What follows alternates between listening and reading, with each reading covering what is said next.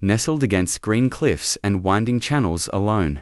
Native American man paddles his canoe through the cold, unbroken waters, navigating the river's curve with urgency.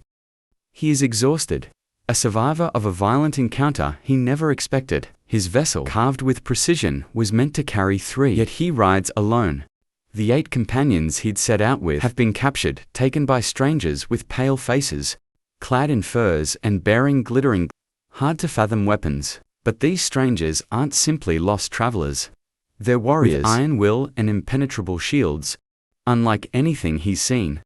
Upon reaching his village, he shares the story of his friend's capture, recounting the ambush in measured but tense words, urging his people to prepare for what lies ahead.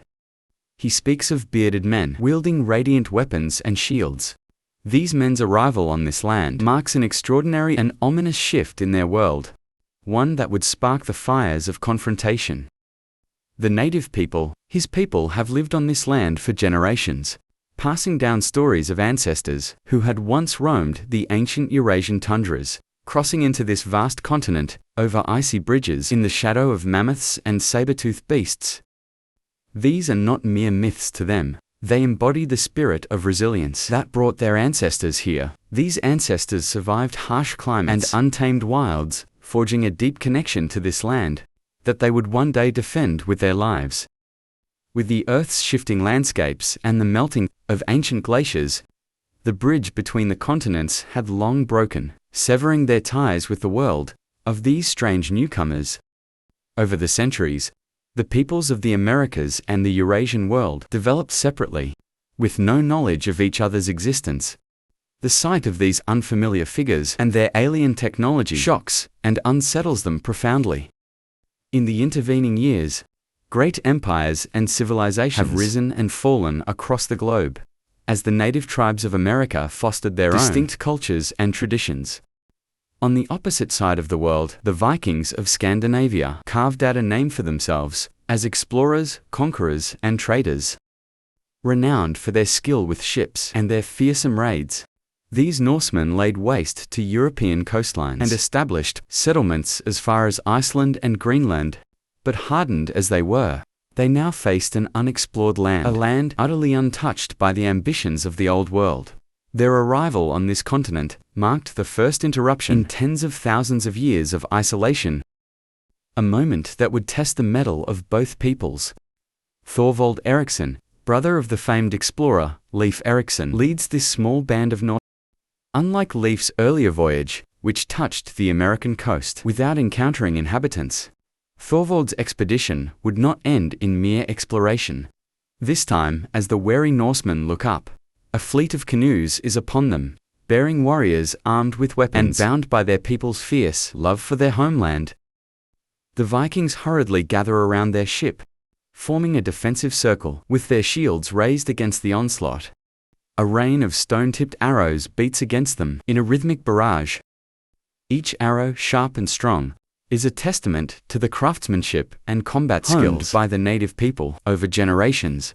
These warriors have perfected their stone weapons to survive in a harsh environment, as effective as any iron blade in the hands of their seasoned fighters. Despite the fury of the assault, the Vikings hold their ground behind their shields. As the battle rages, it's clear that neither side has the upper hand, both too skilled and too stubborn to yield. When the native warriors finally withdraw, the Vikings breathe a sigh of relief, thinking they've survived the worst of it. But fate has other plans. As a single arrow finds its mark, piercing the side of Thorvald Eriksson, with his final breaths, he orders his men to bury him on this foreign soil, asking for a pair of crosses at his head and feet. A testament to his Christian faith in a pagan world.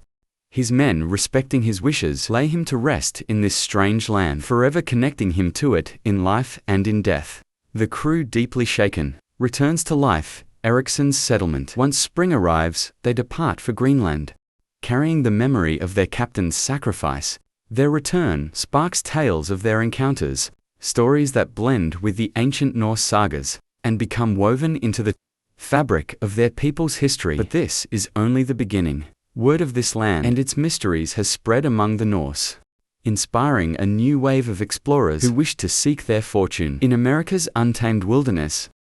Sometime later, another Viking named Thorfinn arrives in the Americas, guided by both the allure of discovery and the hope of establishing a permanent settlement. Thorfinn is a leader of notable vision and determination, bringing with him nearly 70 settlers, among whom are both Christians and pagans. This diverse group reflects a unique cultural blend within Viking society, a world on the cusp of religious transition. Thorfinn's journey, however, is fraught with challenges from the very beginning, as the untamed landscape tests his followers. Upon their arrival, fortune appears to favor them, when they find a beached whale, a serendipitous source of food to sustain them through the grueling winter months.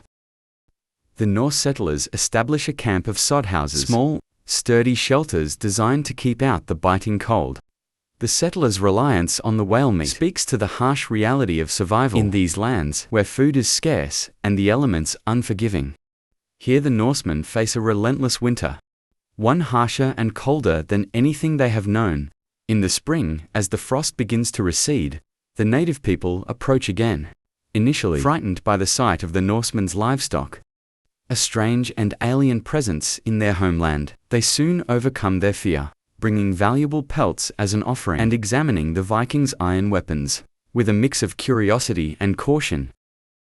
The Norsemen too are wary, but a tentative exchange begins. Thorfinn, however, refuses to trade his iron weaponry, fearing it could be turned against them. Instead, he offers something entirely unfamiliar to the native people: the milk of their livestock. The strange, milky beverage fascinates the native traders, who readily exchange their furs for this new commodity. As a precaution, Thorfinn orders a palisade, a wooden fortification, to be built around the settlement, signaling his unease about the long-term intentions of the local tribes. This defensive structure marks a fundamental difference in approach between the two peoples. Where the Norsemen see a hostile frontier that requires fortification, the native tribes regard the land as a communal space without borders or barriers, a contrast that foreshadows further clashes in the fall. The native people return this time in greater numbers, bearing even more pelts and eager to resume trade. But an unfortunate incident unfolds when one of the native traders attempts to take an iron weapon from the settlement. A Viking, viewing this as an act of aggression, reacts instinctively and kills the man. Panic spreads through the native ranks and they flee. Recognizing the potential for reprisal, Thorfinn decides to take preemptive action. He gathers his warriors and devises a strategy, planning to lure the native fighters into the woods and ambush them on Viking terms. The resulting battle is brutal and merciless. Stone-tipped arrows clash with iron-forged axes, the screams of warriors echoing through the trees. Each side fights with the fury of a people defending their way of life. The native fighters wield their tomahawks with deadly arrows, precision, but the Vikings' iron armor and shields give them a slight advantage.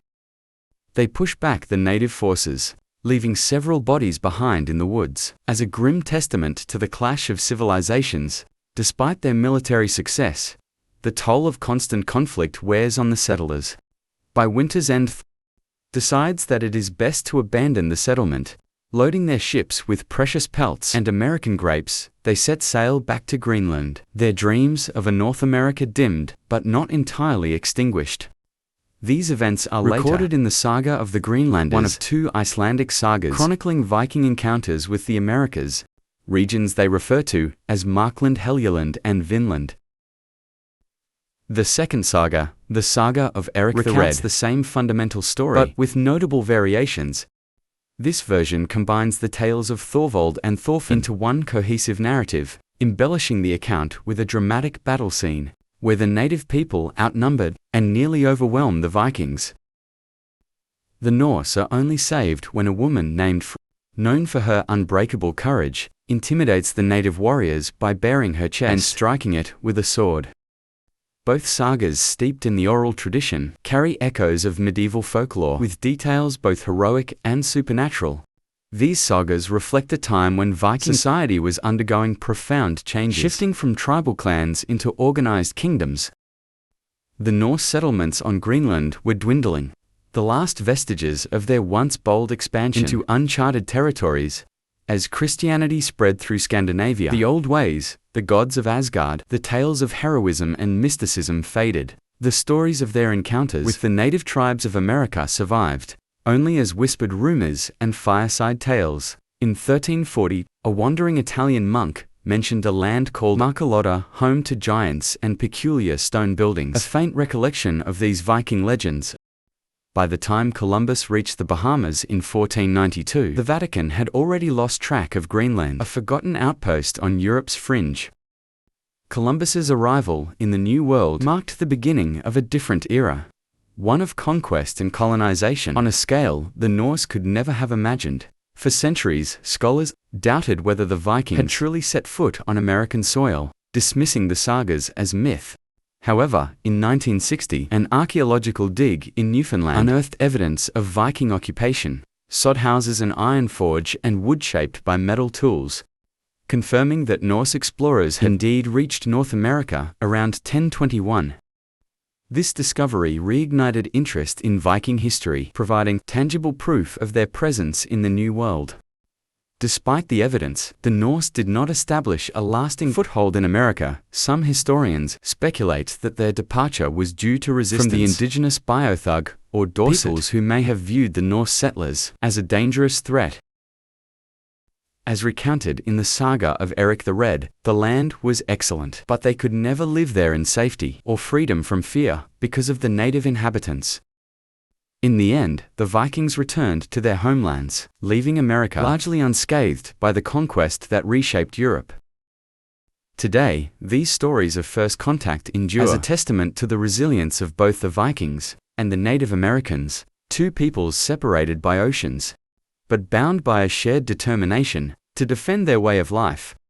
The Norse sagas, with their tales of exploration, courage, and conflict, serve as both a historical record and a mythic narrative, reminding us of a time when two worlds collided and, for a brief moment, shared the same horizon.